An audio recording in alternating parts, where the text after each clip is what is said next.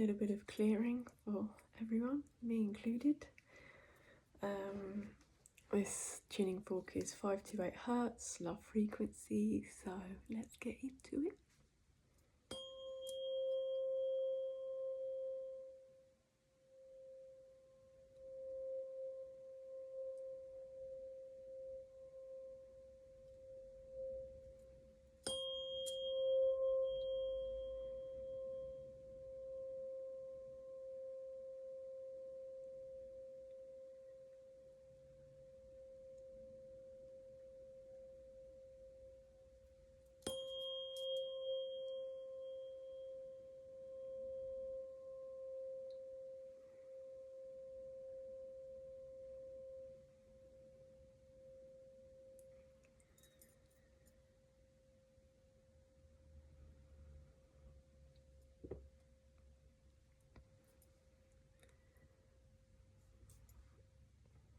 So, the sun is out, and I've been called on to say hi, to bask in a little bit of sun energy, solar energy, get all the cells a little bit dancey, prancy, revitalised. It's quite beautiful, all the trees, the branches are all dancing outside. It's like they're listening to what I'm saying and saying, yeah, we're here. So I don't always use or work with crystals. It's just wherever you find yourself in a space, whether you have them available or not. And we are coming up to a full moon, and for some reason my moonstone, which is not usually out, has been talking to me. And it could be something to do with seasons cycles, menstrual cycles, menstruation, women, and womb area. But it's just a stone that I thought I'd mention because others might be being called to it. It's kind of an opally, I mean, I think is it a pink moon? I don't know all of the moons that are coming through, but on the 1st of April, 1st, 2nd, depending on where you are, I believe, it might be a moon that you want to get outside for and under the stars for, and to just really get some of that moon, like I'm getting with solar energy now, is to get that moon illumination, the feminine power reignited, reconnected, to help our intuition potentially. I know I love working with the water, but also things are coming through quickly. Series of events, succession of events is fast moving, and I usually have a little bit of music on in the background, or maybe some, inspirational words on the tube. And I think Sehnend came up, and there was a quote. They were talking about deprogramming of the mind and fear and love, and they said something about mastery. Mastery is not the destruction of fear, but our resistance to it, and how leaning into fear and allowing it to exist or move through us is a way to transform, which I found quite interesting because I'm not sure that fear really exists. I think that word has got so got so much like electricity to it because of the way people have used it, and the way we naturally say, oh, I'm afraid, I'm scared, and I think for us to have nervousness or apprehension or emotions in our body, I've talked about, heart flutters before, or butterflies in the tummy when you get to start a new experience, or you're public speaking, or you're doing something for the first time. I don't know if they're classed as fear. I mean, fear is a word. We've put so much into it. I don't know if I believe if it's real or not. But I did like this quote because I thought, well, yeah, anything that we resist is going to magnify in power. And the more that we allow an emotion or a perceived weakness to move through us, i.e., a lot of people say, we're fearless. And I like to think I'm not scared of anything, but I'm a risk taker. I'm a calculated risk taker. I'm not putting my life on the line, or I'm not jumping out of a plane without a cord on. But yeah, it's just I don't know if it's coming up for anyone else because of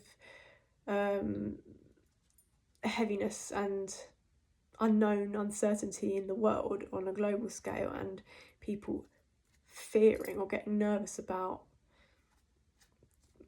certain words I don't really want to mention on here because I want to keep the vibration relatively pure and clean, and I don't deny certain things that might be going on, but it's also important to just sometimes switch off from that and to not be tapped in or connected to mainstream anything. So yeah, I thought that was interesting. Just made me had a little think. Do I believe in fear? Is it a construct? Is that word loaded?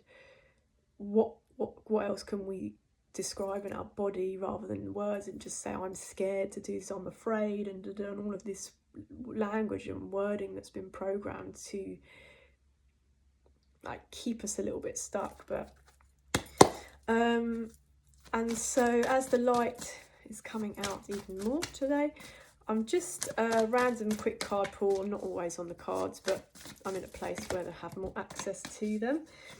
And I'm just going to pick 3, or ask if 3 would like to come out for the collective today. Working with a light deck, and yeah, there might be a message in there for us. There might be just some words of clarity. If I feel called, I will read the just as I said some words of clarity, the yes card has just come out. There was one that is turned the other way, so I'm just adjusting and wait for number 3 to come out. But yeah, there might be some words that we need to hear today. I'll see if I read the card. Okay. And that's nice. Bottom of the deck, play, which is basically, yeah, like stop being so serious, shut down the mainstream or anything that is tethering us to heavier vibrations that we don't need to be connected to all the time. We don't need to deny their existence. But so the first card that came out was Inner Temple, which is quite beautiful, really. Connecting to ancient worlds and temple of like ancient sisterhoods. There's 2 sisters here. Well, it's also a mirror image with roses. Pyramids might be coming through. Inner temple, devotion, tune in to the portal of your heart. And it's interesting, we started with the tuning fork, 5 to 8 hertz, love for vibration, love frequency. There might be things in the image that pop out to you, but yeah, just a time to honour the self, do something for us today perhaps, to catch the moments where it is shining and really bask in that energy, because we know it's not always there. I mean, it is always there, but other things can take us out of that frequency. And yeah, I don't really have much to say. I might read one of the cards after I go through them, but I think for the minute, just say yes. There could be decisions whirling. Number 3, pyramids, so that foundation. I think they say that the pyramid is one of the strongest. It can't be moved. You know, Holy Trinity. And again, yeah, a lot of Egyptian stuff coming through with these cards. But just yet say yes. It might be a time where words are just get fluffy, over analytical, boring. And so sometimes saying yes to also things that we may usually say no to might release a little bit of that play element, which is the bottom of the deck, might release a little bit of that yeah, good vibe energy that we need to move through these weird times. And then the last one that came out is Break the Chain, Ancestral Patterns, Healing, Rewriting the Future. I mean, to be honest, with working with a completely different decks the other day and across 3 of them, like there are similar themes that are coming out now, which does, for me, represent like March, like threes, the start of this light solar energy coming out of the inner temple and, you know, the cave, and addressing these habits, these continual patterns that we need to address, and devoting ourselves to love and to truth and honesty and integrity and loyalty, because everything that is not that is reflected back to us, and then we start to blame, or we look at the external world and think, why is this happening, when it's actually not starting with us. If we're not being true to ourselves, if we're not being honest with our word, if we're not sharing love, and that doesn't mean, you know, going around happy, happy, clappy, smiley all the time, but just the respect for the everyman, and everyone is moving through some quite cosmic, strange things that we may never have moved through before, emotionally, spiritually, and it's very hot, which I'm very grateful for. Yeah,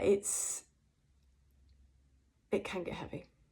So play, and just that Bambi blossoming energy that spring is bringing seems to be the underpinning message for these weeks, really. Doing a reading last week, I doubt I'll do them weekly and things. It's just this deck I haven't worked with for a long time, and I've been back in a space here and it's been calling me, so I thought I'd pick it up.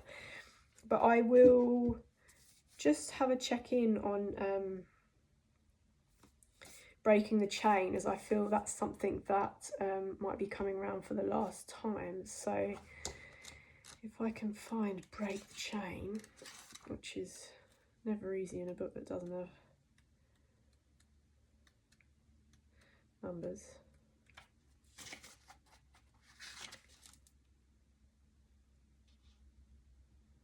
Oh, right, one sec.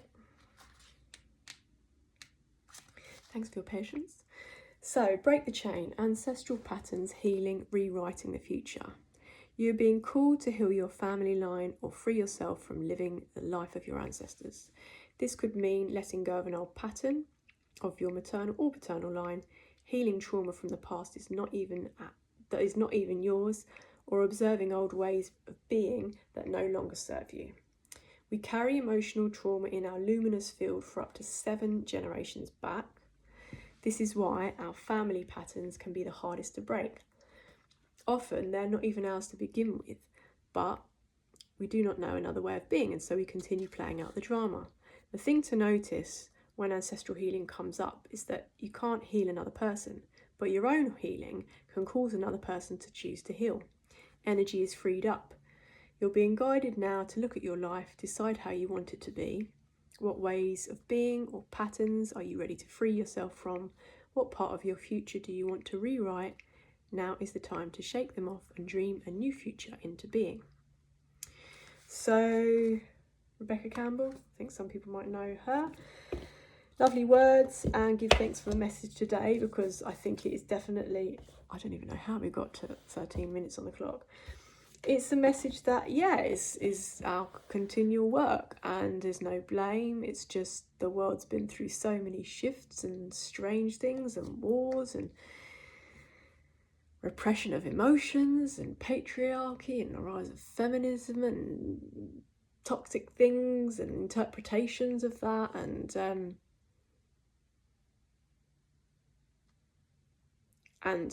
us regurgitating words and concepts that have already existed. Like, I don't think anything is ever new. Do we even have our own ideas? Is it all just from the past? Can we think up anything exclusively unique? Because